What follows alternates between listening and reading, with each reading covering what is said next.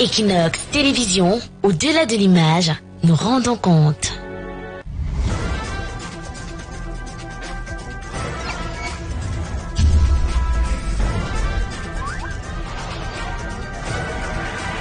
Equinox Télévision, au-delà de l'image, nous rendons compte.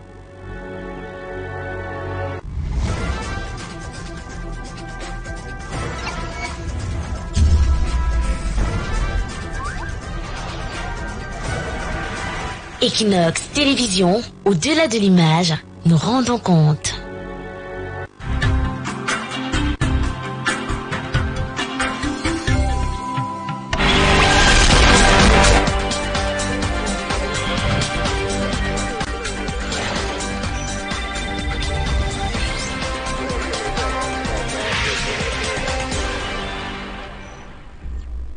Bonsoir à tous, bienvenue sur le plateau Equinox Soir, votre décryptage quotidien de l'actualité de lundi à vendredi entre 19h et 21h.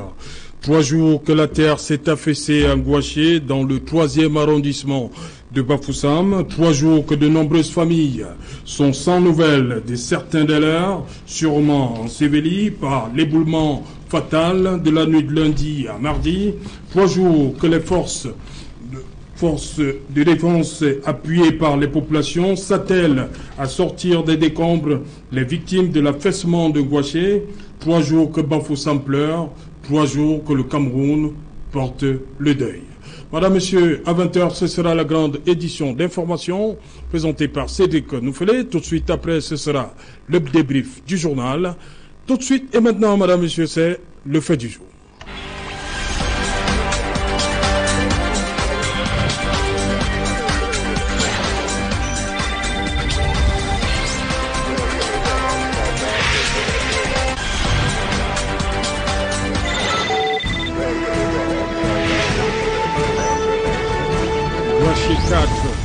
Bloc 6, quelles sont les leçons? Pour en parler, je suis en plateau ce soir avec Maître Achille Ledjo. Bonsoir Maître.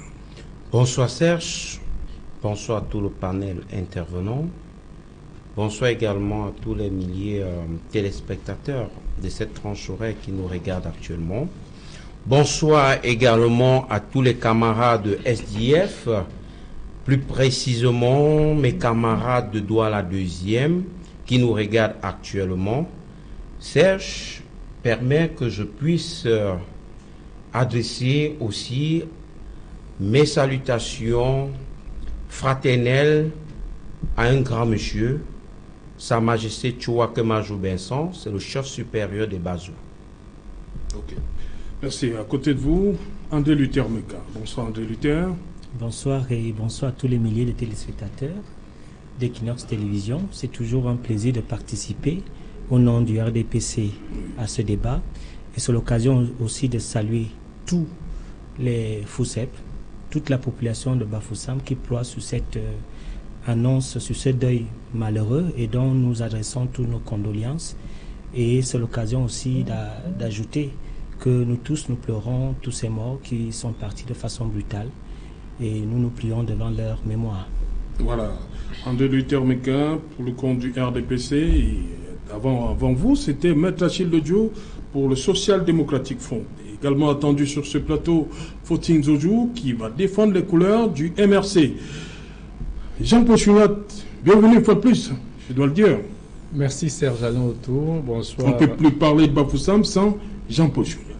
Oh, bon, peut-être que parce que pour l'instant, j'y ai travaillé. Oui.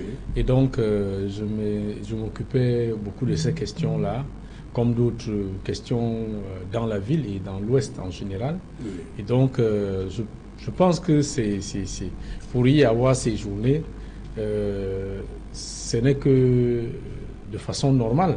Oui. Que je sois invité pour parler de ce que j'ai eu à voir par rapport à certaines situations similaires qui s'étaient posées, même si on n'avait pas enregistré des morts.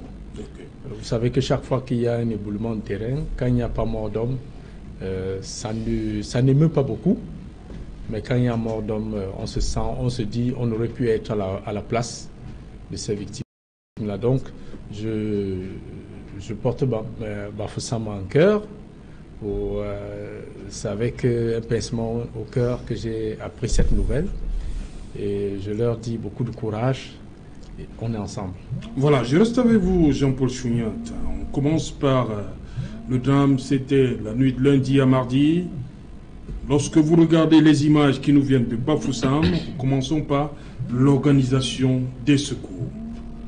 Est-ce que c'est ce qui devrait être fait? Bon, c'est vrai Quand vous regardez les images qui nous viennent de Bafoussam. C'est vrai que on a quand même noté beaucoup de moyens rudimentaires. Voyez-vous, la catastrophe était assez immense et je doute bien fort qu'on ait des moyens véritablement appropriés pour intervenir sur ce genre de catastrophe, raison pour laquelle vous avez vu peu avant l'arrivée des sapeurs-pompiers, parce que jusqu'ici c'est le seul corps qui reste plus ou moins outillé pour mener de telles opérations, parce qu'au moins ces secours-là savent identifier des poches de danger, où il faut intervenir, où il ne faut pas intervenir, comment il faut intervenir. Je vais prendre le cas, par exemple, d'un incendie dans un immeuble. Il y a une façon d'utiliser l'extincteur. Donc, si vous l'utilisez mal, vous allez plutôt aggraver la situation du feu qui est en train de gagner la pièce. Donc, pour dire quoi? Pour dire que les secours ont pu être organisés à la dimension des moyens disponibles. S'il fallait 500 pompiers à Bafoussam, la compagnie de sapeurs-pompiers de Bafoussam, je vous rappelle qu'un peu avant, c'était d'abord un centre de secours. Oui. Un centre de secours, l'effectif est assez réduit.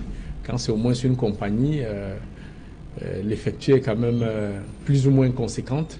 Donc, je crois que, quels que soient les moyens en ressources humaines qui avaient été déployés, on ne serait pas véritablement sorti de l'eau. Parce que, pour une seule raison, si vous observez, est-ce que parmi les engins qui ont été utilisés, vous avez vu un seul engin de sapeurs-pompiers être utilisé? Non. Donc, c'est pour dire qu'en matière de protection civile, il y a encore beaucoup à faire. Donc, mais il faut saluer au passage le courage de ces pompiers. Vous avez vu que la population civile est venue à la rescousse. Il faut saluer le courage de ces pompiers. Et je salue notamment le capitaine Bomba Etundi, Meda, qui est un vrai soldat du feu, même si cette fois-là, c'était sur le glissement de terrain. Donc, les secours, je peux dire que de visu, les secours n'étaient pas véritablement à la hauteur de l'immensité de la tâche. Parce que s'il fallait retrouver... vous voulez dire, vous pensez qu'on a minimisé l'affaire? Non, ce n'est pas qu'on a minimisé. Je dis que quand je regarde, on aurait pu faire un déploiement même de 500 pompiers. Sur le site, est-ce que vous avez aperçu un appareil ou un engin qui appartient au Corps national des sapeurs-pompiers? À ma connaissance, pas du tout. J'ai vu 2 ou 3 engins du génie civil. Donc, c'est pour dire quoi? C'est pour dire que dans ce domaine-là, on a encore beaucoup d'efforts à faire. La force humaine seule ne suffit pas. Bienvenue, Fautine Zodjo. Bonsoir Serge Alain, bonsoir mes co-panélistes. Et je m'excuse pour le petit retard auprès des téléspectateurs. Oui, voilà. On vous donne le temps de souffler un tout petit peu. Maître Achille Ledjo, les premières images qui nous venaient de Gouaché, on a vu seulement la population venir en aide pour un drame qui a eu lieu dans la nuit. Et voilà, mon cher Serge Alain. Avant de répondre à votre question, qu'il me soit également permis d'implorer une union de prière pour le repos éternel de l'âme des disparus et des morts de cette catastrophe. Serge, après m'être incliné devant cette tragédie, devant ce drame, nous pensons tout simplement que c'est le lieu plutôt de féliciter les populations de Ngouaché, bloc 6 à Bafoussam, au Cameroun, qui ont démontré aux yeux du monde entier cette solidarité agissante, même s'il arrive que les pouvoirs publics répondent aux abonnés démissionnaires de leur rôle régalien, les populations ont fait montre d'une certaine solidarité dont il n'est plus besoin de décrire. C'est le lieu pour nous de dire plutôt que les interventions des pouvoirs publics ont été à la mesure des moyens qui sont les leurs et non à la mesure du drame que vous et moi vivons. Serge, vous avez vu, c'est la population qui avait les mains nues, avait les moyens rudimentaires, les pelles, pioches et autres, se mettait à fouiller les décombres pour pouvoir retrouver je vais dire les restes de ce qui reste des vies humaines qui étaient là-bas. C'est le lieu aussi pour nous de nous interroger sur la politique du gouvernement en matière de protection civile et de prévention des catastrophes naturelles. On ne comprend pas comment est-ce que dans un drame qui s'est produit dans la nuit et jusqu'à une certaine heure, on ne voit pas une mobilisation des pouvoirs publics à la mesure de cette tragédie. Nous pensons et nous disons que c'est le lieu d'interpeller ces pouvoirs publics parce que en la matière, le Cameroun a des normes, a des textes et a des institutions qui ont été mises en place, qui ont été créées pour gérer ce genre d'événements. Bref, avec l'événement de Ngouaché, nous pensons tout simplement, et nous devons conclure par là, que il ne se passe plus aucun jour sans qu'une partie de notre triangle national ne soit frappée par de tels événements. Nous constatons également, chers téléspectateurs, que le gouvernement du Cameroun est plutôt dans la réaction. On ne prévient pas. On est toujours dans cette rhétorique qui est devenue collective pour toutes ces autorités qui sont les tenants du pouvoir, c'est-à-dire descendre sur le terrain, évaluer et apporter du soutien. Je ne sais pas si l'on comprend cette triptyque. Descendre sur le terrain, évaluer la situation et apporter des secours. Que dit-on donc de la prévention? Que disent les textes de la République en matière de prévention? Les commissions ad hoc que l'on doit mettre sur pied pour évaluer la situation, pour apporter de l'aide aux populations victimes. Moi, je pense tout simplement que ça ne pourrait pas résoudre le véritable problème de la prévention. Si vous le permettez, après ce drame de Ngouaché, je vais vous dire que j'ai sillonné quelques artères de la ville de Douala, du moins une partie. Si vous prenez l'embranchement qui va à votre droite, à partir de Trades PK10, pour sortir au génie militaire, nous sommes à Douala, dans la ville de Douala, vous allez vous rendre compte qu'il y a un grand ravin là-bas qui pourrait, je suis au conditionnel, nous ne le souhaitons pas, qui pourrait être un Ngouaché bis. Okay, si vous regardez encore, aussi du côté de la cité des Palmiers, hein. Justement, ouais. Si vous regardez encore du carrefour CC jusqu'au niveau du 8e, l'embranchement, je vais dire, tout le versant qui est à votre gauche, ça risque encore être une sorte de Ngouaché bis. Okay. Alors, l'on se pose la question en tant qu'acteur de la société politique et civile, même nous nous demandons quelles sont les mesures préventives que le gouvernement de la République peut mettre ou alors met en place pour ne pas arriver à de telles pertes en vies humaines et matérielles. Merci maître, on va y arriver. André Luther Meka, je reste sur les premières images qui nous viennent de Ngouaché. Oui, j'ai regardé avec beaucoup d'attention ces images. On a vu seulement la population venir en aide. J'ai remarqué effectivement qu'il y avait la population. Ce que j'aimerais dire, c'est qu'il n'est pas éthique de faire la politique sur les morts. Il n'est pas éthique Déjà, lorsqu'il y a eu le drame, le chef de l'État a réagi en adressant ses condoléances. Et comme dans son habitude régulière, il a décaissé une somme de 200 millions. Comme il a fait pour tous ceux qui étaient malades, pour Madame Rose Fundi, pour la mère de Maurice Kamto, pour Puss Ndiaye qui était mort. Donc c'est un président qui est toujours au chevet, n'est-ce pas, de la population. Et j'aimerais dire qu'il ne faudrait pas que lorsque une herbe pousse à côté de la route, que ce soit un problème politique. Il s'agit de la nuit, il y a eu ce qu'on appelle le fatalisme, parce que moi je suis parfois philosophe, les stoïciens disent qu'il y a des choses qui dépendent de nous, il y a ce qui ne dépend pas de nous. Les catastrophes, il y en a dans le monde et c'est toujours débordant, c'est toujours surprenant et on doit faire des efforts pour rattraper le drame, parce que on ne peut pas mesurer. On ne peut pas prévenir la catastrophe, on ne peut pas prévenir le drame. Il y a eu Katrina, il y a eu le séisme, il y a des éboulements partout dans le monde, ça se passe de la même façon. Donc nous sommes en pleine nuit. Et vous savez que lorsque on est en pleine nuit et qu'il y a une catastrophe qui arrive, les premières personnes, effectivement, à être sur le terrain de l'action, c'est les hommes. Même dans la maison, quand il y a une catastrophe, il y a les premiers secours. C'est pour ça qu'il est important pour les Camerounais d'apprendre d'abord le secourisme, les premiers gestes qui sauvent. Et par la suite, effectivement, nous pouvons constater qu'il y a eu cette solidarité qui agit. Et après, le gouvernement a réagi. À travers effectivement les pompiers, nous avons vu le génie civil, nous avons vu le ministre de l'administration territoriale sur place. Il y a eu une solidarité nationale autour de cet événement.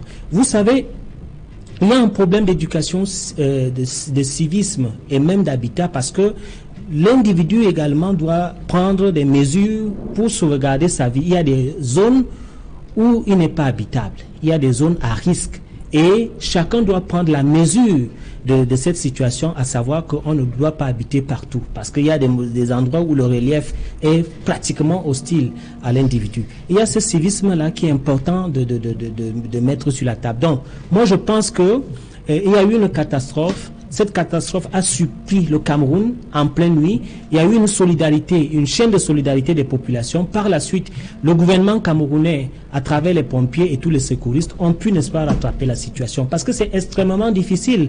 Vous savez qu'il y a, n'est-ce pas, le SAMU qui doit agir pour relever les malades, pour le convoi dans les hôpitaux. Il y a une organisation stratégique qui doit se faire à l'hôpital.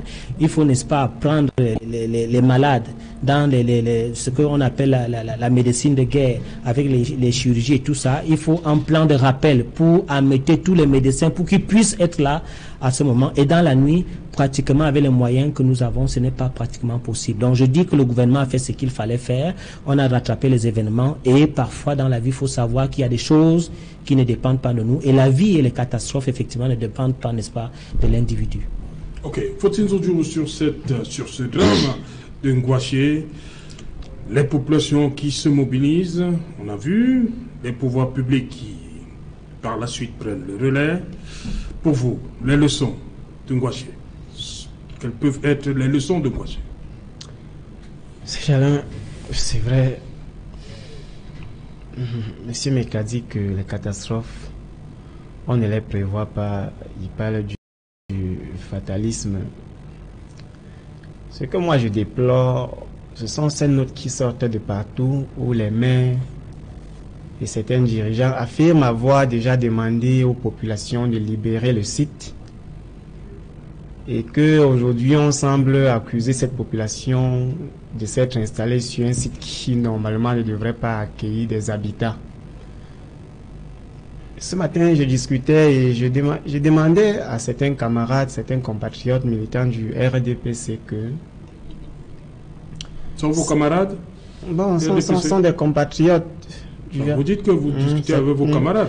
Ce sont des amis, oui. Voilà, ils sont des compatriotes. Je discutais avec eux et je leur disais, imaginez que vous êtes un chef de famille et qu'il y a un grand baobab dans votre champ qui, à chaque pluie, menace de se renverser pour écraser tout ce qui se trouve autour.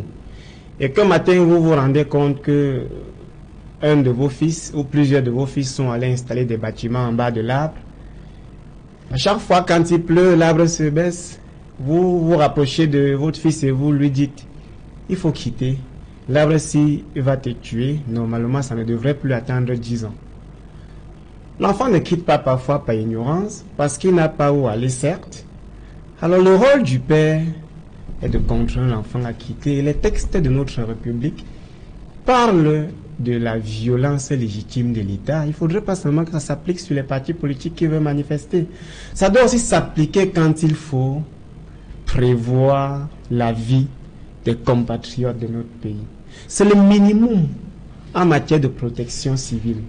Ça dit qu'il y a des zones à risque dans nos villes. Ngouaché, c'est parce que Ngouaché, ça a tué 40 personnes, mais il y a plusieurs Ngouaché au Cameroun. Il y en a eu, on n'a rien fait. Il y a des zones à Douala où les populations sont installées. Et quand tu demandes, on dit que normalement, on ne devrait pas habiter là-bas. Mais pourquoi les gens y vont? Pourquoi est-ce qu'on les laisse construire des maisons?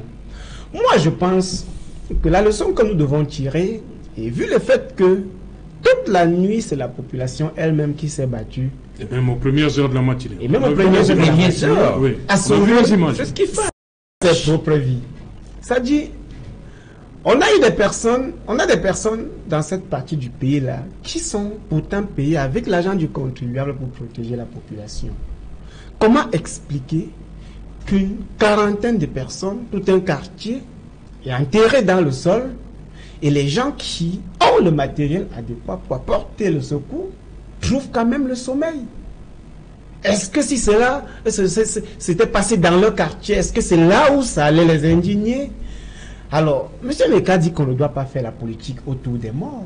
Mais je pense que s'il ne fallait pas faire la politique autour des morts, on n'allait pas se féliciter. Moi, j'ai vu quand on a annoncé que 200 millions ont été décaissés. J'ai vu un ministre dit, waouh!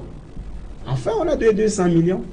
Mais si on estime que l'État n'a pas pour mission de construire les domiciles pour les populations, je ne pense pas que le déguerpissement et le recasement des 10 domiciles ou des 150 domiciles recensés en Ngouaché, 200 millions étaient petits pour le faire bien avant.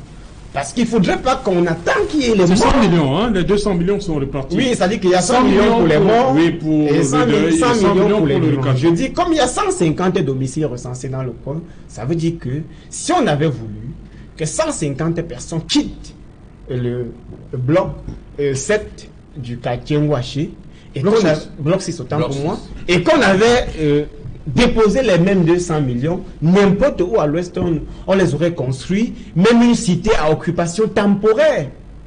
Alors, lorsque la politique d'un gouvernement est assise sur la gestion des conséquences, parce que il s'agit là de vouloir gérer les conséquences et accuser les victimes d'être à l'origine de leur sort.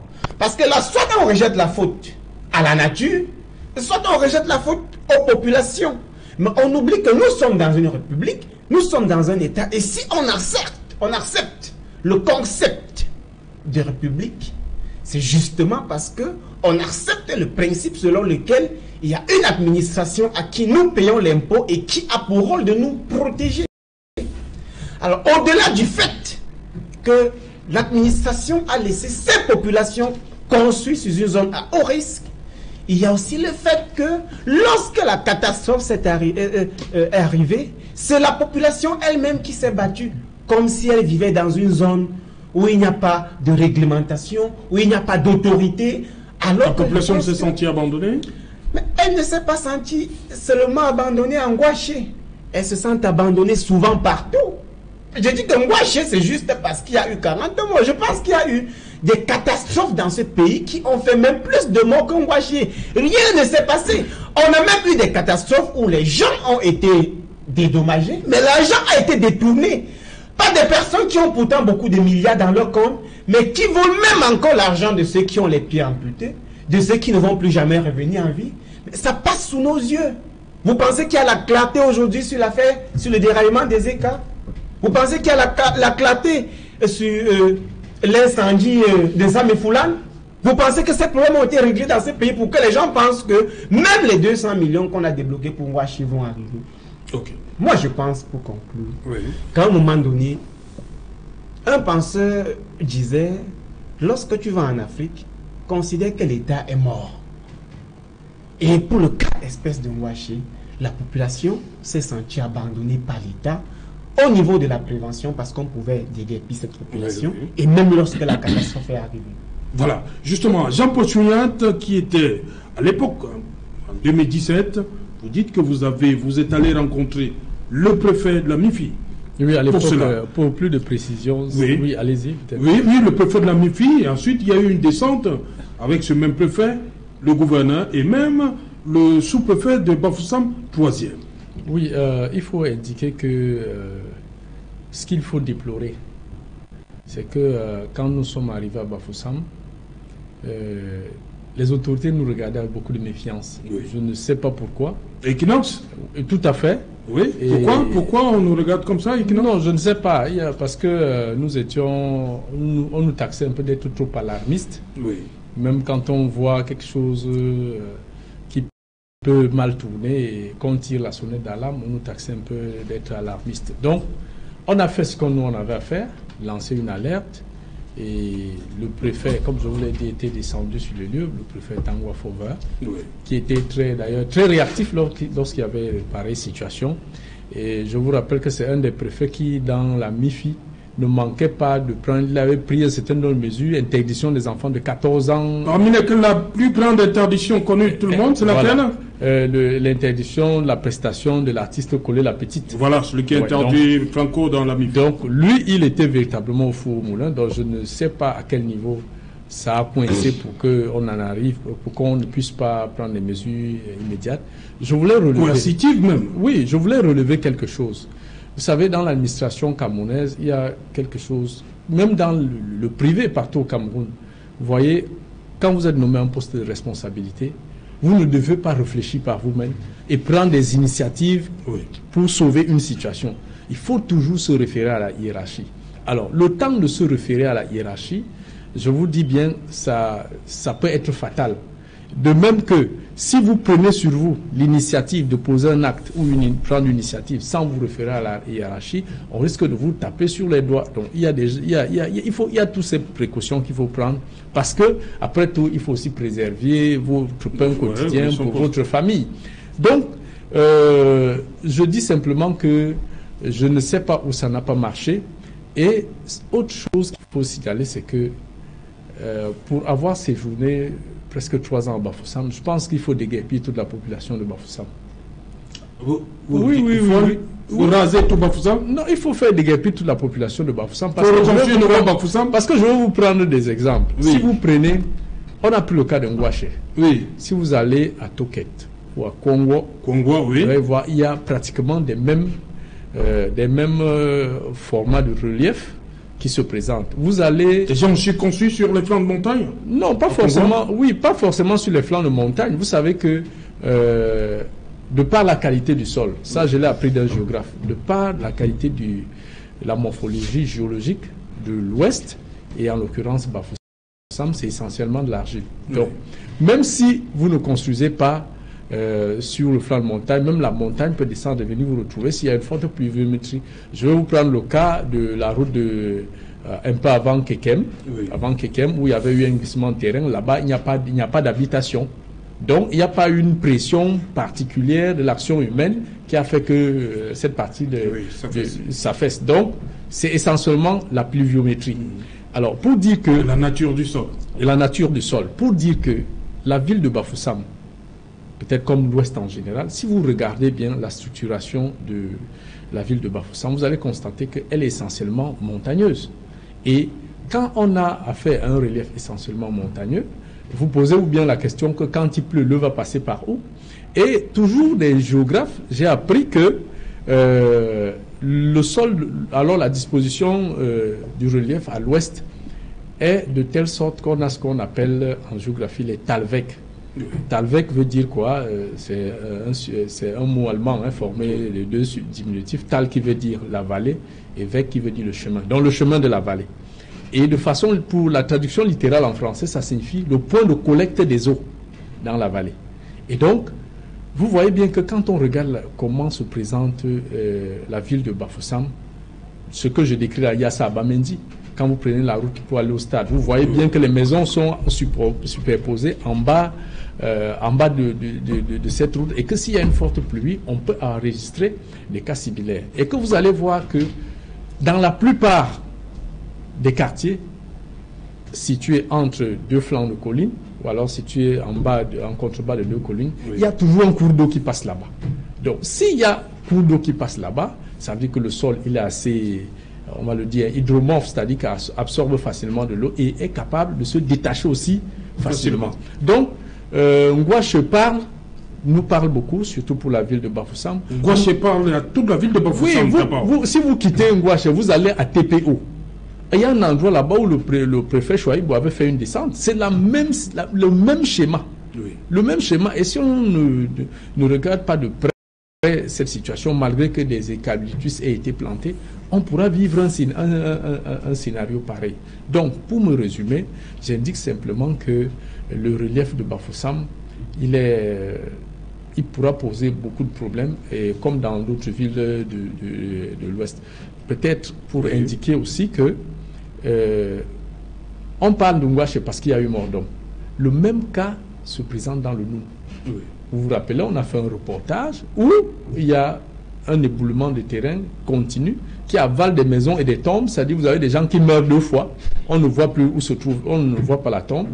Les populations ont saisi le chef de quartier qui a son tour a saisi le sous-préfet, qui a saisi le préfet. Rien n'a été fait pendant plus de 2 mois, 3 mois. Alors quand Equinox a fait le reportage, pour besoin d'équilibre, pour savoir ce que les autorités prenaient comme mesure, on a demandé à rencontrer le préfet du Noun. La réponse qu'on a eue, c'est que en France, les préfets ne parlent pas, donc par conséquent, ils ne devraient pas parler. Quand le reportage est passé, le même préfet a sollicité qu'on vienne l'interviewer. Nous, on lui a répondu que non, nous sommes en France, les préfets ne parlent pas. Donc c'est pour dire que ce qu'il y a dans le Noun, c'est 2 fois plus que ce qu'il y a en Ngouache. Jusqu'ici, la dernière fois, on est allé, le MINAT est allé donner les matelas et tout, mais le problème de fond n'a pas été résolu. Donc, ce n'est pas seulement le cas de Ngouache, le problème, il est sérieux. Justement, André Luther Amika, lorsque vous avez d'abord écouté Footing, ensuite Jean-Paul Chouniat, il y a des alertes, mais l'État s'arrête là, ne continue pas, c'est-à-dire déguerpir la population. Non, je suis très fier d'écouter Footing, oui. Oui, qui dit de très bonnes choses. Mais j'aimerais lui dire que le peuple camerounais est un peuple assez équivoque. Je vais vous prendre quelques clichés. Le premier cliché, c'est ce délégué du gouvernement. De Bafoussam? Pas de Bafoussam, de Yaoundé. Oui, Yaoundé. Qui avait décidé d'arranger la ville et qui a commencé, n'est-ce pas, à casser. Je vous rappelle qu'il a été menacé de mort par les Camerounais eux-mêmes. Il a été menacé de mort et il a dit que lui, il marche avec son cercueil et qu'il ne pourra pas mourir. Premier cliché. Deuxième cliché, j'ai vu on cassait effectivement des Camerounais auprès des cours d'eau à Douala, où cette même chaîne a fait des reportages pour démontrer des gens qui sont en liesse, qui demandent effectivement qu'on est venu le casser, ils sont dehors, totalement dehors. Je prends encore un autre cliché. Nous sommes au marché Noudedo où il y a eu des casses. Il y a eu des casses et effectivement, les Camerounais étaient en train de s'insurger, en train de demander qu'ils vont faire comment, ils vont vivre où. Je prends encore un autre cliché où il y avait des trafics de courant partout au marché Noudedo et le délégué du gouvernement a fait en sorte qu'on arrête tout cela pour qu'on installe des compteurs. Cette même chaîne allait faire des reportages sur des Camerounais qui pleuraient. Donc, pourquoi je parle aux Camerounais à savoir que je suis d'accord. Heureusement que vous, le MRC, vous donnez le mot d'ordre qu'il faille casser. Alors, le gouvernement devrait effectivement faire déguerpir les Camerounais parce que le problème est là-dessus. Nous sommes en Afrique. Je vous rappelle qu'il y a des autorités qui sont mortes parce qu'ils voulaient déplacer les gens là où il ne fallait pas être. Je vous rappelle qu'il y a des autorités qui ont perdu leur poste parce qu'effectivement, ils voulaient faire déguerpir les Camerounais là où il ne fallait pas. Donc, aujourd'hui, lorsque nous avons une émission comme quelle leçon nous devons retenir de Ngouache, c'est effectivement qu'il faudrait qu'il y ait un plan d'urbanisation où les Camerounais doivent être civiques, doivent savoir qu'il y a des zones où on n'habite pas. Et que lorsqu'on vient les déguerpir, qu'ils sachent que c'est la mission de l'État. Parce qu'effectivement, lorsque l'État le fait, il y a des menaces de mort. Vous ne pouvez même pas imaginer jusqu'où vont ces menaces. Il y a des enfants qui ont des problèmes. Moi, je connais des autorités où des enfants ont eu des problèmes, ont commencé à tomber, d'autres étant malades, parce qu'il y a des plans de déguerpissement. Donc, moi, je suis content que nous allions dans ce sens et que le MSC et tous les hommes politiques qui sont ici disent qu'il faille déguerpir. Et dès lors, nous aurons résolu un problème. Ça veut dire que les déguerpissements auront lieu et il n'y aura plus de pleurs. Et il n'y aura plus de menaces de mort. On ne va pas aller écrire à Yaoundé que tel préfet ou tel sous-préfet ou tel délégué du gouvernement s'en fout de la population. Il met des populations dans des conditions inconfortables. Donc moi, je suis très d'accord. Non, je suis très d'accord. Je suis très d'accord parce que je sais, moi j'ai l'habitude de fréquenter les autorités. Il y a des autorités qui ont même écrit qu'ils ne veulent plus rester parce qu'ils avaient un plan de déguerpissement et ils ont été attaqués dans leur famille par rapport à ça. Donc il faut aujourd'hui qu'on sache. Est-ce que l'État doit donc fonctionner comme ça? L'État est dans le citoyen. L'État est dans les communautés. Est-ce que vous savez qu'il y a des autorités qui sont mortes? Est-ce que vous savez qu'il y a les enfants des autorités qui ont été attaqués parce qu'il y a les plans de déguerpissement? Parce qu'on a enlevé une maison qui a été construite, oui, même sur les servitudes. Et ça a créé un tollé général où effectivement il dit que lui, il ne veut plus travailler, il faut qu'on le mute. Donc je suis content de cette émission parce que le MRC a dit, le SDF a dit qu'il faille déguerpir les populations dans les zones dangereuses. Et je le souhaite pour la ville de Douala et la ville de Yaoundé, pour que cela soit fait dans le civisme et qu'effectivement il y ait des mesures de prévention pour que les Camerounais sachent qu'il y a des zones qui ne sont pas habitables et qu'il faille, pour leur sécurité, les enlever de là. Je reviens à vous. Permettez d'abord Achille. Je reviens à vous, Fauti. Achille Le Dieu. Je voudrais rapidement rebondir sur ce que dit mon cher Luther pour dire qu'en réalité, il est en train de jouer avec les mots. Luther est en train de jouer avec les mots. Pourquoi? Parce que sous le prisme rousseauiste, l'État est garant de la sécurité des biens et des personnes. La gestion, et c'est ce que nous disons, la gestion des phénomènes catastrophiques, la prévention civile doivent être inscrits dans les priorités de l'action gouvernementale. Venir ici nous dire, en l'orée de son propos, que on ne fait pas, ce n'est pas éthique de faire la politique sur les morts, nous pensons qu'il n'en est pas. Ce n'est pas le cas.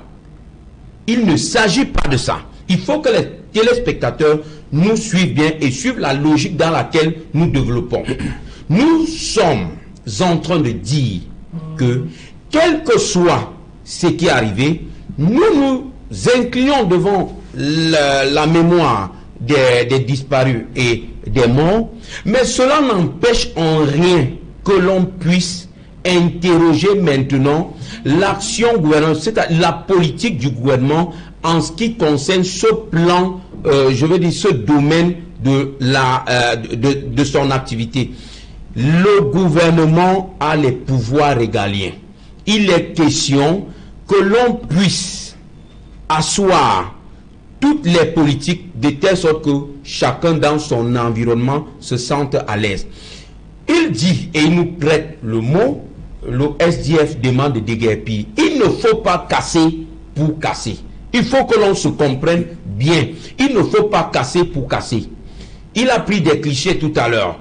Le délégué du gouvernement auprès de la communauté urbaine de Yaoundé a eu à casser. On lui a dit, on lui a fait des menaces. Il a dit, ça ce sont les propos du représentant du MRC, je vais dire du RDPC sur plateau. Je voudrais tout simplement savoir si ces menaces ont pu arrêter les casses. Ça c'est d'un. De deux maintenant. Prenons le cas de Ngwashi. Vous le RDPC, vous sortez 200 millions de francs du contribuable camerounais. Non, c'est pas le RDPC, c'est le président de la République. Président du RDPC. Sortez 200 millions. Maître Ledjo, c'est le président de la République. Le président de la République, président du RDPC, sort 200 millions pour aider, pour venir en aide aux disparus et aux déplacés de Ngwashi. La question que l'on devrait se poser est celle-ci. Vraiment, laissons toute chapelle politique de côté. Est-ce que ces 200 millions ne pouvaient pas permettre qu'on déguerpisse ces populations et leur donner ça. Prenez cet argent, allez vous recaser ailleurs. Que d'attendre, gérer, comme l'a dit le représentant du MSC, gérer les conséquences. C'est pourquoi nous disons que la protection civile et la gestion des phénomènes catastrophiques ne sont pas en réalité des priorités du gouvernement de la République. Nous profitons donc du cas de Ngouache 4, bloc 6, pour dire, contrairement à ce que disait le représentant du MSC, nous ne sommes pas en train de surfer sur les morts, nous sommes en train d'éviter, nous sommes en train de cogiter afin que on ne participe, qu'on ne vive plus une sorte de Ngouache bis. Qu'est-ce qu'il y a lieu de faire en tant que société, je veux dire en tant qu'acteur de la société politique? Nous devons d'attirer l'attention du gouvernement sur le fait que non seulement ils doivent, quand il dit ils, entendez par là les pouvoirs publics, ils doivent revoir leur copie en matière de protection civile et gestion des catastrophes. Et puis maintenant,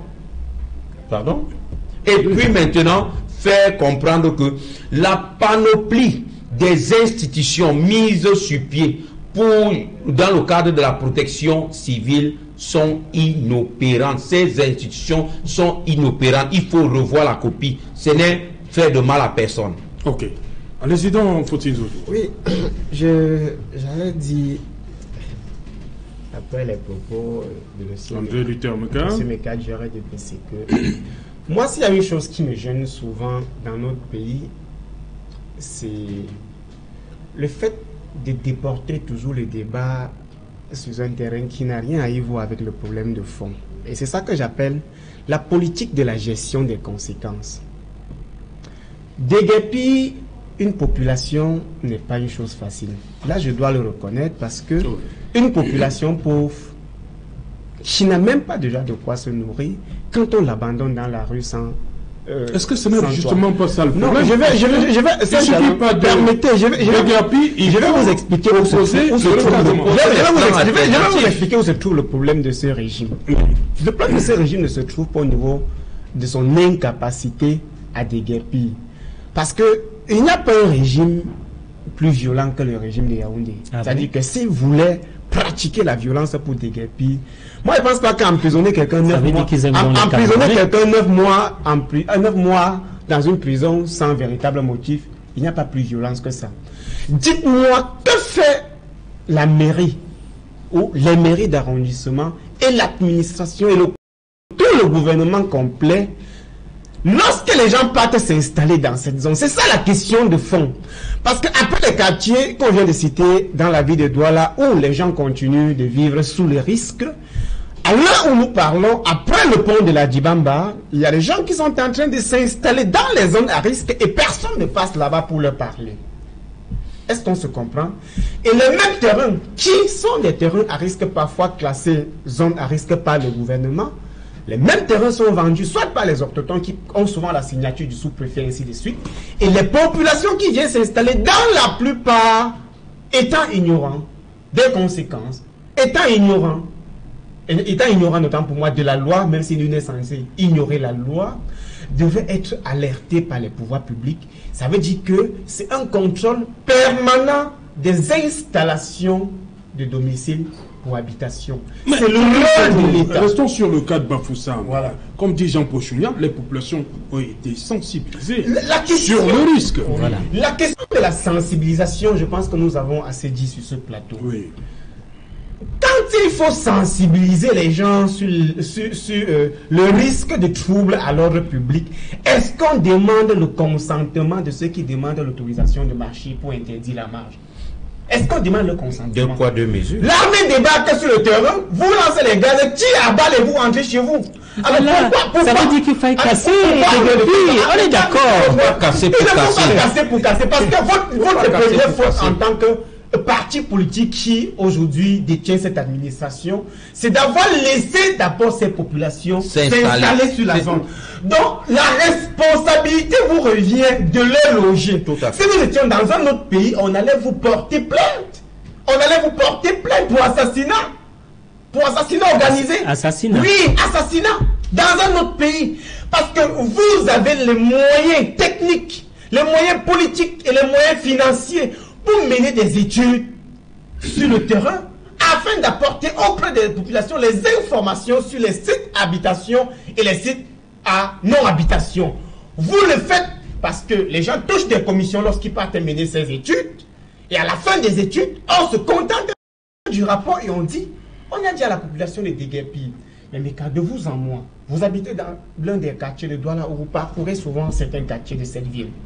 Il y a des populations ici que s'il fallait habiter en plein milieu de la route, il y a des personnes qui allaient habiter parce que ces personnes misaient, parce que ces personnes n'ont pas où partir. Donc la violence dont nous parlons va seulement s'appliquer en politique, dans les partis politiques. Ça doit aussi s'appliquer quand il s'agit de protéger la vie des populations. Alors lorsqu'on laisse les gens actuellement occuper les quartiers, je vois derrière l'aéroport international de Douala, mais les gens occupent la mangrove, ils percent la mangrove, ils entrent dans le marécage, l'eau vient, ils esquivent, l'eau repart, ils s'installent. Il n'y a personne pour aller leur dire. Et à l'heure où je suis en train de vous parler, si vous descendez, moi j'étais il y a quelques minutes, les gens sont en train d'installer les logements. Mais qu'a fait l'administration? On les observe et on va attendre 5 ans. Quand ils auront fait de ça leur demeure, on va débarquer et on va leur demander de partir.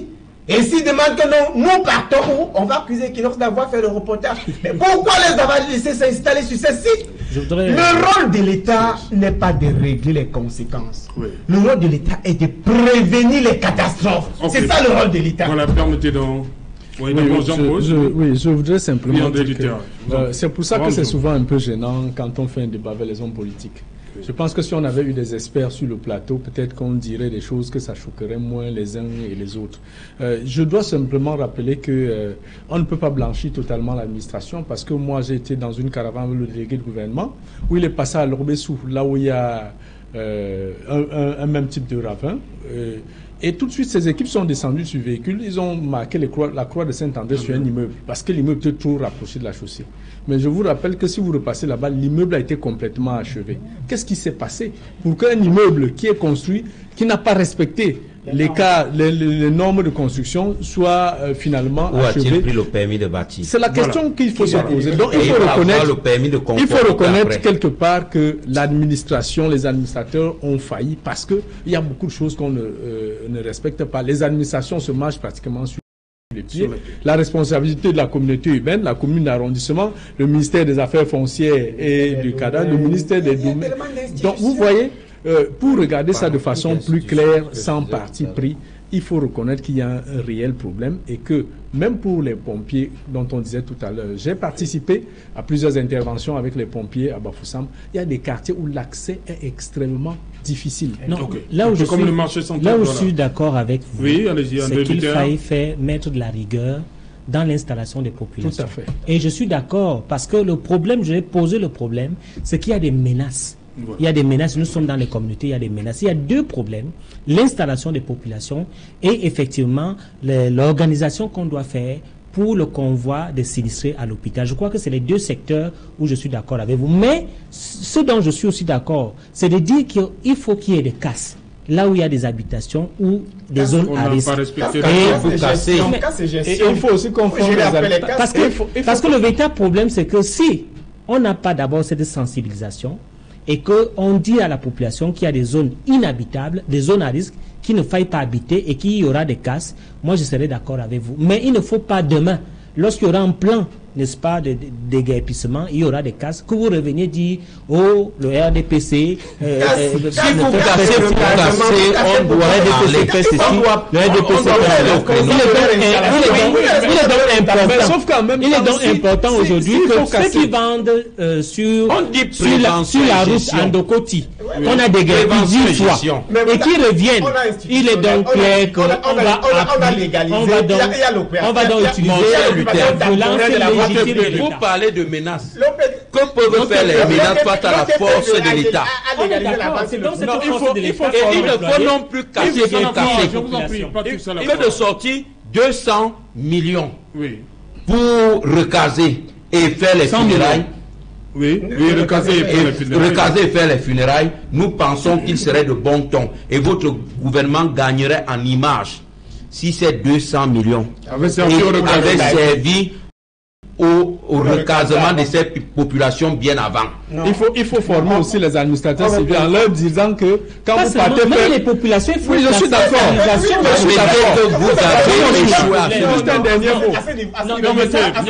Le constat, il est unanime. Vous avez échoué à faire. Il faut pas tous à la fois, pas tous à la fois, pas tous à la fois. Serge, s'il vous plaît. Il y a un problème de sensibilisation des populations. Ça c'est clair, ça c'est clair. Il faut qu'on soit d'accord là-dessus. Et il y a l'incivisme même des populations que lorsqu'on les déguerpe, ils reviennent toujours. Et maintenant, il faut utiliser la violence légitime que vous avez. Vous êtes responsable de cet incivisme-là. Cet incivisme. Je vous en prie, je vous en prie. C'est vous qui avez la gestion du pays. On va mettre avec tous les moyens qui sont Je pense que qu'il faut dans la formation des administrateurs civils, leur faire un peu comme dans l'armée, servir son pays jusqu'au sacrifice suprême. Donc, s'il faut prendre des mesures, même si pas le mauvais bout. Le mauvais bout, c'est d'abord le changement de comportement. Merci. On revient. C'est l'heure du journal. Bonsoir. André Luther, je vous en prie, c'est l'heure du journal. Bonsoir, Cédric Nouffelé. Dans un instant, le 20h. Au menu ce soir, donc, Cédric. Bonsoir, Serge Alain. Bonsoir à vos invités. Ce soir, nous parlerons d'une décision du président américain à l'encontre du gouvernement de la République du Cameroun. Donald Trump vient de prononcer les premières sanctions économiques à l'encontre du Cameroun, à savoir la fin des avantages commerciaux du Cameroun dans le cadre du programme AGOA qui prend effet dès janvier 2020. Le président américain accuse le Cameroun d'avoir enfreint de nombreuses violations graves des droits de l'homme. Vous suivrez dans ce journal l'intégralité de la décision de Donald Trump et les motivations d'une telle décision à l'encontre du gouvernement de la République du Cameroun. Nous parlerons également dans ce journal de la situation qui prévaut à Bafoussam, dans la région de l'Ouest. 3 jours après cette catastrophe meurtrière, de nombreuses familles sont encore à la merci des intempéries. Pourtant, elles ont été appelées à déguerpir du lieu du drame, mais elles ne savent pas où aller et leur quotidien est difficile. Vous suivrez dans ce journal la réaction des victimes traumatisées et la classe politique qui estime que le gouvernement a réagi avec un énorme retard alors que le pire aurait pu être évité. Vous suivrez dans ce journal les réactions également du gouvernement à cet effet. Nous parlerons aussi, dans le cadre de la crise anglophone, de la réaction du ministère de la Défense après l'incendie d'un autre centre hospitalier dans l'arrondissement de Boya. Comment en est-on arrivé là? Quelles sont les circonstances et la version officielle du gouvernement? Nous en parlerons dans le journal de 20h. C'est Alain. Voilà, madame, monsieur, fin donc de cette première partie Equinox Soir. On se retrouve après pour Equinox Soir, deuxième partie, le temps du débrief, toujours en compagnie de nos 4 invités. Place tout de suite dans madame, monsieur, au journal de 20h qui vous sera présenté par, vous venez de le voir, Cédric Nouffelé. Le plateau qui nous soit toujours en compagnie de Jean-Paul Chouniad, Maître Achille Ledio, André Luther Meka et Fautine Zodio. Fautine, je commence avec vous. Le chef de l'État a débloqué 200 millions en faveur des familles endeuillées. Le tweet dit bien ceci. En solidarité aux sinistrés de Bafoussam, j'ai décidé d'une assistance de 200 millions de francs CFA en faveur des familles endeuillées et des personnes à déplacer. On a suivi le ministre de la Terre nous dire que 100 millions c'était pour les familles endeuillées et 100 millions pour les déplacés, les personnes à déplacer, c'est-à-dire à recaser. Pourquoi donc aujourd'hui on parle de ce problème? On parle des familles qui sont encore à la belle étoile, qui dorment à la belle étoile. Oui, mais ça, Jalin. Bon, peut-être il y a des personnes qui croient encore que ce régime peut sauver cette population que nous appelons les Camerounais. Moi personnellement et intérieurement, je suis de ceux qui pensent que le régime de Yaoundé a déjà prouvé par tous les moyens qu'il n'est pas capable de nous gouverner. Et personne ne peut me l'enlever dans la mesure où, non seulement après la catastrophe, l'administration a agi tardivement Et même lorsque cette administration est arrivée sur les lieux, après avoir arrêté les fous. Restons d'abord sur les populations. Justement, c'est où je viens. Elles sont pas. C'est-à-dire que après être arrivé tardivement, je pense que la seconde chose en matière de gestion des conflits était de trouver un site d'abord de recasement. Des crises, gestion de crises. De gestion des crises, autant pour moi. Il y a quelqu'un dans le reportage d'Equinox qui a dit quelque chose d'important, je l'ai vu hier soir. Oui. Il disait, quand ce sont les réfugiés étrangers, on se vante d'avoir reçu les étrangers. Mais comment nous-mêmes, les nationaux, on est en situation de crise et on ne pense pas que nous pouvons dormir sous un toit? Je pense que dans les 200 millions, on devrait concentrer une partie très rapidement pour aménager un site avec des tentes même provisoires où les gens peuvent aller occuper le temps qu'on réfléchisse comment est-ce qu'on va les recaser définitivement. Mais si on ne le fait pas, on voit souvent chez les autres dans les gymnases. C'est-à-dire que la ville de Baoussam a assez d'espace. On a les maisons du peuple qui sont devenues les maisons de parti où on peut mettre les gens à l'intérieur. Vous voulez on a la maison de parti de Bafoussam, c'est ça? Il y a les maisons du peuple qui sont devenues les maisons de parti. On peut aménager l'esplanade même à l'intérieur. Le plus important serait que les gens ne dorment pas sous la pluie et ne passent pas les jours sous le soleil. Surtout qu'on annonce des pluies à Bafoussam depuis. Pourquoi on ne le fait pas? On ne le fait pas parce que nous sommes sous le règne de l'insouciance et de l'indifférence. C'est ça. Nous sommes sous le règne de l'insouciance et de l'indifférence. Parce que non seulement on ne les assiste pas à temps, et ceux qui sont survivants ne peuvent pas dormir. Donc, au-delà du traumatisme qu'ils ont eu après avoir échappé à la mort, après avoir vu beaucoup de personnes être englouties, ils doivent encore être traumatisés pour une deuxième fois. Parce qu'il faut fuir la pluie, parce qu'il faut fuir le froid, le soleil, il faut fuir le froid de Baoussam parce que c'est pas évident. Moi, je pense qu'à un moment donné, ces pouvoirs publics, quand ils dorment chez eux dans les climatiseurs, devraient savoir qu'il y a des gens qui dorment dans les rues et ne demandent qu'une place sous une véranda. Penser ça, c'est gouverner. On ne gouverne pas avec la haine, avec l'insouciance, avec l'indifférence. Gouverner, c'est accepter, tendre la main à quelqu'un d'autre, surtout quand on a les moyens de le faire. André Luther Meka, vous allez préparer votre argumentaire. Vous allez d'abord écouter, souffler d'écouter les autres. Voilà. Maître Achille Ledio, sur cette situation, on a débloqué 100 millions pour recaser les personnes, mais on a suivi dans le reportage des personnes qui se plaignent.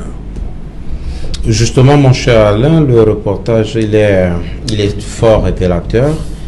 Il prouve encore une fois de plus que le régime de Yaoundé, qui vit d'ailleurs le crépuscule de son règne, n'a véritablement plus rien à donner aux Camerounais, car voyez-vous, c'est une occasion de plus pour que le peuple camerounais comprenne qu'il faut expertiser d'autres matières grises. Sous d'autres cieux, en pareille circonstance, premièrement, on aurait mis sur pied une cellule psychologique, question de gérer c'est-à-dire le choc émotionnel traumatisant qu'aurait grainé ce gramme. Il faut qu'on se comprenne. La deuxième mesure forte que l'on aurait prise sous d'autres cieux, c'est de mettre sur pied des mesures urgentes pour le recasement de ces populations qui aujourd'hui doivent être absolument déplacées. Or, au Cameroun, c'est lourd, les procédures administratives, car aucune autorité ne veut prendre les devants, ne veut avoir le toupet pour pouvoir prendre ses responsabilités à bras le corps. 3 jours après le drame, c'est traumatisant. C'est vraiment, je le parle avec le cœur meurtri. 3 jours après, les gens sont à la belle étoile. Mais où sont les responsables? Où sont les autorités je veux dire les autorités locales? Nous ne parlons pas des autorités centrales. Où sont les autorités locales pour sincèrement dormir sous leur drap, sous des climatiseurs, alors que d'autres sont sous le froid et sous la menace des pluies diluviennes? Nous pensons tout simplement que c'est le moment de dire que si il y avait une maîtrise du plan cadastral au Cameroun, ce ne reste le département de la MIFI aurait rapidement, en parlant du service départemental du cadastre, aurait rapidement trouvé une zone où recaser ces gens-là, même avec les tentes appropriées. On devait pouvoir permettre à ces gens-là de dormir au moins de façon appropriée, quitte à ce que le déblocage de ces 100 millions pour leur recasement puisse suivre des procédures que nous connaissons pour arriver à leur niveau si jamais les 100 millions pourront arriver. Nous pensons et nous allons chuter par là que nous ne sommes pas ici en train de vilipender inutilement le gouvernement. Nous sommes en train de tirer la sonnette d'alarme. Il en est de trop parce que la gestion des catastrophes et surtout la protection civile doit être ainsi, c'est la deuxième fois que je le dis, doit être ainsi dans les actions prioritaires du gouvernement. Parce que quand vous regardez, le Cameroun a cette particularité que quand vous regardez sa structure physico-géographique, vous vous rendez tout simplement compte que le Cameroun est vulnérable aux catastrophes naturelles. C'est justement pourquoi le gouvernement va prendre ce pan à bras le corps. Voilà, M. Joe, merci.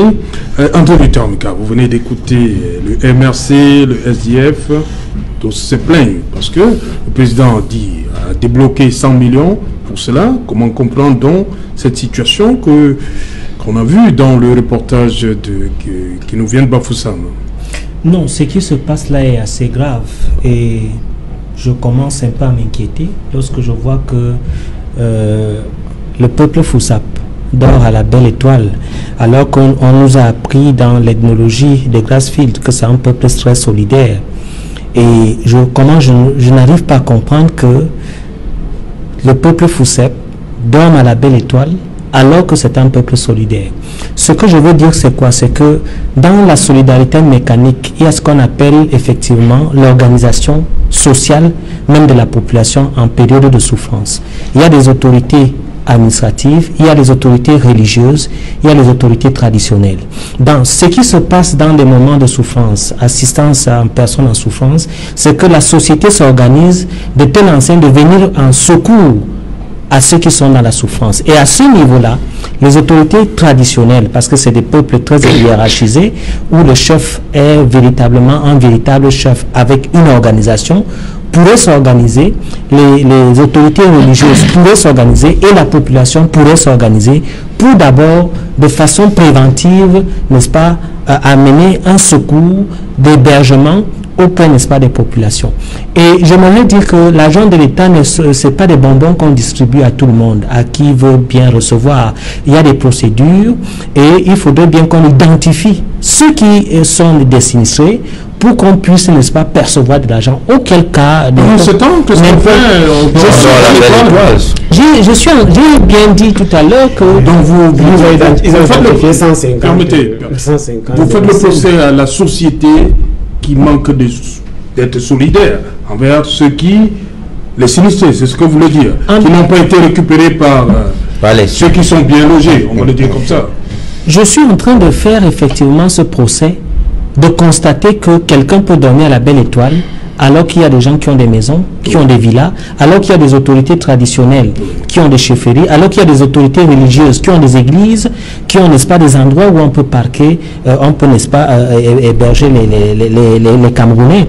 Je suis d'autant plus surpris également de voir que on voudrait, n'est-ce pas, que l'argent puisse être mise en contribution sans qu'on identifie, parce qu'il y a une phase d'identification des sinistrés. Oui. On doit les identifier et après identification, il faudrait qu'ils entrent en possession de cet argent pour pouvoir, n'est-ce pas, se recaser. Donc, il revient donc à la population qui devrait être solidaire, parce que lorsqu'on vient toujours, on dit l'État, alors qu'il faudrait même qu'il y ait une culture d'assistance en personne en danger au Cameroun, je dis qu'il y a un problème. Et lorsqu'on dit que les gens dorment à la belle étoile, à Bafoussam, alors que je sais que le peuple Grassfield est un peuple solidaire, il y a un véritable problème dans cette société-là. Et c'est pour ça que je saisis cette occasion pour dire qu'il n'est pas intelligent qu'on montre des images où les gens dorment à la belle étoile, à Bafoussam, ce n'est pas bien pour le Cameroun. Ce n'est pas bien pour le peuple de l'Ouest, que je connais un peuple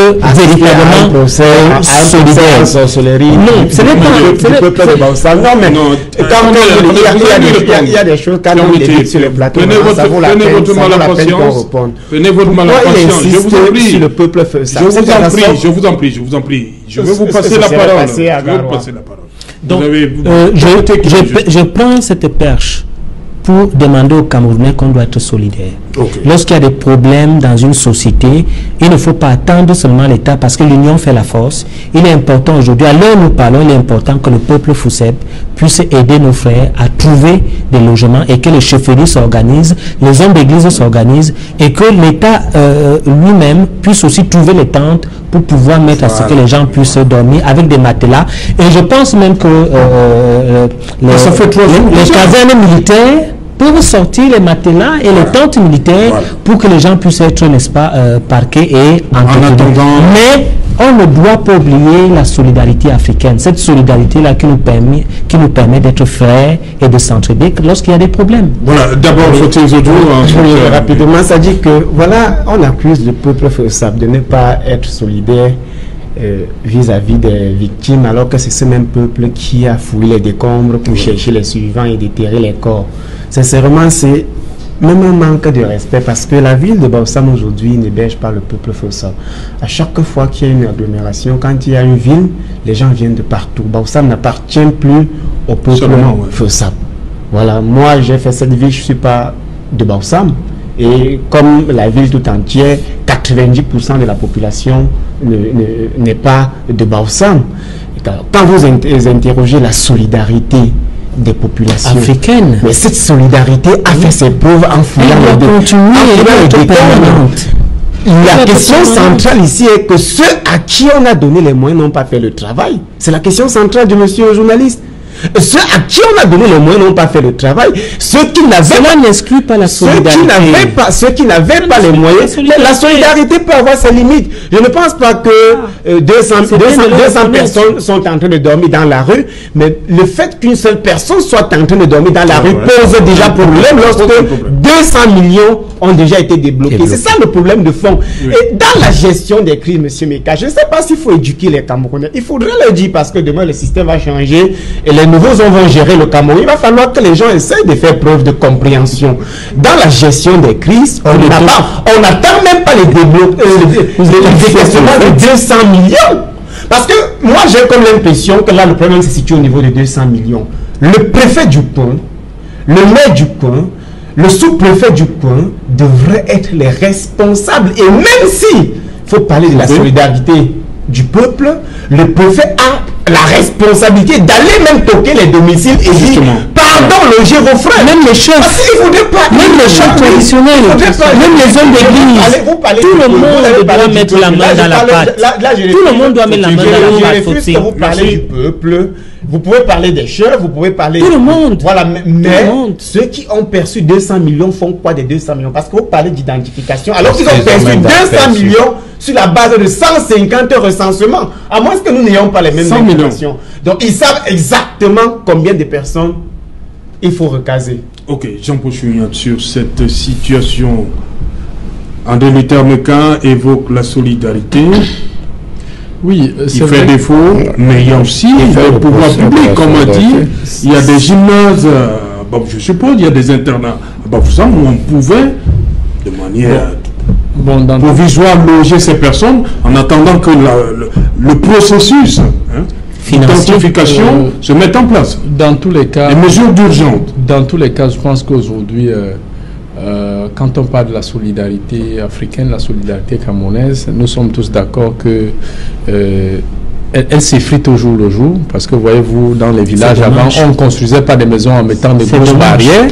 Aujourd'hui, vous voyez, quelqu'un, il est une élite dans un village, il élève des grosses barrières. Donc, ça veut dire que l'individualisme a atteint notre société et Bafoussam ne saurait en être épargné. Et je voudrais aussi indiquer que on voit souvent sous d'autres cieux, lorsqu'il y a inondation ou bien catastrophe naturelle, les gens sont logés dans les gymnases. À Bafoussam, il n'y a pas de gymnase. Vous vous rappelez, on a fait plusieurs reportages pour indiquer comment une ville comme Bafoussam n'est pas de gymnase. Donc, il y a un problème d'infrastructure qui se pose. Et du coup, quand on est face à cette situation, ça devient très compliqué. Parce que, voyez-vous, encore que s'il faut admettre des gens dans des domiciles, si il n'est pas sûr qu'on va admettre... Il y a des internats à Bafoussam. Il y a des collèges, il y a des internats, il y a des internats, il y a des collèges. Il y a des chefferies. Nous sommes en période de classe. C'est-à-dire qu'en journée, les élèves viennent, ils font cours. Et en soirée, les familles... C'est très compliqué. C'est très compliqué. Mais je dis simplement que... ce qu'il nous faut faire, si on a un déficit en infrastructure et matériel, il est plus important de prévenir que de vouloir guérir. Parce que, voyez-vous, même ceux qui dorment à la Belle Étoile à Bafoussam, il n'est pas exclu qu'après certains vont s'en tirer de là avec des maladies. Peut-être d'autres peuvent même succomber avec le traumatisme. Et donc, on a parlé tout à l'heure des cellules psychologiques de suivi. Vous savez, il y a certaines habitudes occidentales. Pourquoi nous copions? Il y a certaines habitudes occidentales qui ont malheureusement la peau dure chez nous. Je me rappelle la catastrophe de la Camer en 1995. Vous aviez des familles qui avaient perdu leurs proches, qui arrivaient à l'aéroport ou au siège de la Camer, ont été incapables de leur donner la moindre information, ne serait-ce que sur le manifeste. Ce qu'on appelle ailleurs celui psychologique, vraiment, chez nous ici, ça ne passe pas. Je vais prendre le cas de ce garçon, 14-15 ans, que les parents ont envoyé en route acheter du poisson brisé en revenant. Il arrive avec le plastique, il constate que leur maison n'existe plus. Il voit un terrain vague. Imaginez quel traumatisme cet enfant peut subir. Mais jusqu'à aujourd'hui, là, moi, je ne sais même pas où cet enfant se trouve. On n'a aucune information concernant cet enfant. Même les médias qui devaient suivre ces pareils cas pour dire attention, on n'en parle pas beaucoup. Donc, je pense qu'aujourd'hui, il y a un réel... il faut qu'on refonde notre société pour savoir où est l'essentiel, où est l'utile, enfin maintenant peut-être voir maintenant où se trouve l'agréable, afin que si jamais de pareilles situations se posent, qu'on ait une certaine réactivité, quitte à ce que peut-être à Bafoussam maintenant il faut construire un hangar ou de vastes entrepôts, puisqu'on ne pourra pas équiper des domiciles avec tout le confort pour pouvoir accueillir tout le monde, qu'on construise de vastes entrepôts en sachant qu'à tout moment on peut avoir un risque. Et si jamais... Il ne faut même plus que les gens dorment à la Belle Étoile. Il faut que les peuples Foussep s'organisent pour qu'ils ne dorment plus à la Belle Étoile. Luther, pour avoir été à Bafoussam, je peux vous dire, comme disait M. Fauting, Bafoussam est une ville assez cosmopolite. Donc, je vais même vous surprendre que les Bafoussam même se plaignent d'être étouffés. D'être inexistant. Voilà, d'être inexistant dans leur propre village. Ça, je peux vous le rassurer. Ils s'en plaignent beaucoup. J'y ai été, j'ai vécu cela. Donc, je pense qu'il faut appeler peut-être à la solidarité de tout habitant, la solidarité citoyenne de tout habitant qui se trouve bon, peut-être que dès qu'on installe là, ça on devient directement... bien sûr. Voilà, donc je pense que Serge Alain... il faudrait qu'on prenne des mesures pour que ce qui s'est produit à Bafoussam ne se produise plus. Et je vous dis qu'il y a beaucoup de sites à Bafoussam jugés très dangereux. Je prends le cas toujours en allant vers le fameux Ngouache. Le cas de Banengo. Bafoussam le troisième? Oui, Bafoussam, il y a Banengo. On a fait un reportage où une dame, je ne veux pas titiller Luther, elle était militante du RDPC. Oui. Elle était en uniforme? Non, elle n'était pas en uniforme. Je l'ai revu non, j'ai fait le reportage. Et quelques jours après, je l'ai revu à la place. Je l'ai revu à la place au service du gouverneur, le ministre Atangadji. Il venait d'être nommé et il venait là. Je crois qu'il était venu pour une certaine cérémonie. Donc, je voulais indiquer qu'à Banengo, juste en bas des brasseries du Cameroun et la société SOC, il y a un ravin. Il y avait une rigole qui s'est transformée en véritable ravin. Et la route par laquelle les gens passent pour atteindre leur domicile, ils serpentent juste le ravin. Donc, à la moindre secousse, même il ne faut pas vous retrouver dans le ravin. Et c'est ce qui est arrivé à cette dame. Et il pleuvait. Elle s'est retrouvée dans le ravin. Elle a eu la chance qu'elle a crié et il y a des voisins qui étaient juste sur la véranda juste sur la véranda, même le Torah. Mais les autorités voyaient aussi. Donc c'est pour dire que vraiment il faut qu'on prenne des mesures adéquates pour qu'on fasse déguerpir les populations là où il ne faut pas. Parce que voyez-vous, sans population, on ne sait pas à quoi servirait un gouvernement ou servirait les autorités. Imaginez, je vais vous une anecdote. Quand le prophète Chouaïbou arrive à Bafoussam, il va à il fait tourner de prise de contact. Il arrive à Baleng, à Bafoussam deuxième, qui est essentiellement une mairie SDF. Les populations n'ont pas, je ne sais pas ce qui s'est passé entre le chef et les populations. Et le préfet est arrivé. Les populations, personne n'est venu. Le préfet demande au chef supérieur de Balem, qu'est-ce qui se passe? Où est la population? C'est pour dire quoi? Que même quand une autorité arrive quelque part, ne voit pas la population, elle ne se sent pas autorité. Donc, il faudrait qu'on mette les populations... Autorité sans population. Tout à fait. Voilà. Maître Achille Ledio, vous parlez de la protection civile, il faut faire quelque chose? Oui, justement, j'insiste là-dessus.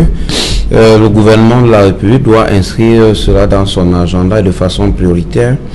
Et il y a cela 2 jours, je crois que c'était le 29 de ce mois, le SDF a pris un communiqué dans lequel, entre autres mesures, proposait au gouvernement de mettre à contribution les logements sociaux de Kwekon. C'est-à-dire, nous voulons montrer premièrement comment est-ce que ce gouvernement agit dans l'inertie, et de 2, comment est-ce qu'il ne coûte personne. Les logements sociaux, c'est pour qui? Mais les logements sociaux... Non, pas qui a construit, c'est pour qui habite ces logements? Les logements sociaux sont là. Qui a construit? Les souris habitent. Qui a construit? C'est pas encore. Non, j'ai dit, est-ce que c'est accessible au Cameroun? Oui, c'est accessible. C'est accessible. Oui, c'est accessible au jour d'aujourd'hui. Tout le monde peut. On a 150 ménages recensés là-bas. On pouvait facilement mettre ces logements sociaux à contribution.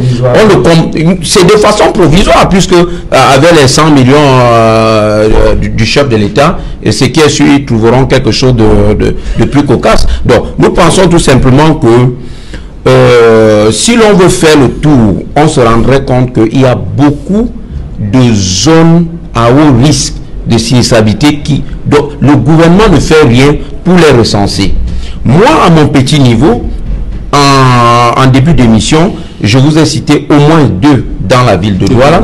Il y a un autre endroit, si vous voyez, au poste agricole, pour ceux qui connaissent bien le tronçon entre Balengo et Bazou, il y a au niveau du poste agricole de Nkatio, c'est encore un possible ngouaché bis qui pourrait se produire là-bas.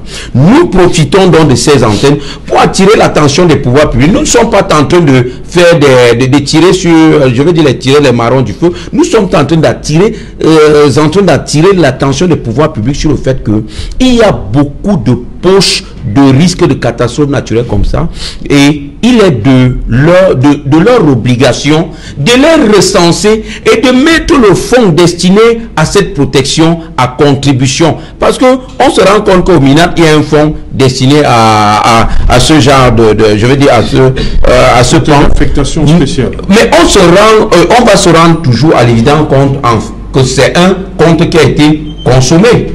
Mais si vous demandez la lisibilité de ce fonds, on vous fera aucun rapport. Donc, nous pensons aussi, pour finir, Serge, que et nous allons chuter par là, la protection des biens et des personnes, que le régime du RDPC apprenne à écouter les autres partenaires. Merci. Ce que je veux dire, c'est que non, il y a un problème de sensibilisation, de conscientisation des Camerounais dans l'habitation des zones à risque. On ne peut pas éluder ce facteur. Et à ce qui se passe également à Bafoussam, il faudrait qu'il y ait une solidarité. Chaque fois qu'il y a des problèmes, il faudrait une solidarité entre les Camerounais pour pouvoir assister quelqu'un qui est en souffrance. En attendant, bien évidemment, que l'État fasse son travail, c'est-à-dire la protection également des Camerounais à travers les méthodes que nous connaissons, les méthodes d'urgence. Ok.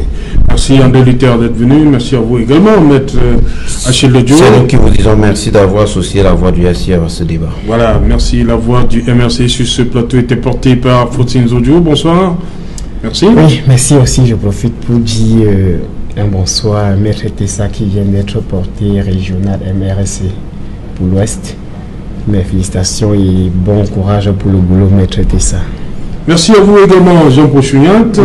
Merci, Serge Alain. Avec ces voix de l'Ouest, hein. Non, vous savez, quand on a été ministre, on ne dit pas que vous êtes un ex-ministre. La voix de l'Ouest. Voilà, madame, monsieur, nous sommes arrivés au terme de cette édition et qu'il en soit la 4e de la semaine. On vous donne rendez-vous demain à 19h pour la dernière de la semaine. Bonsoir, Congo.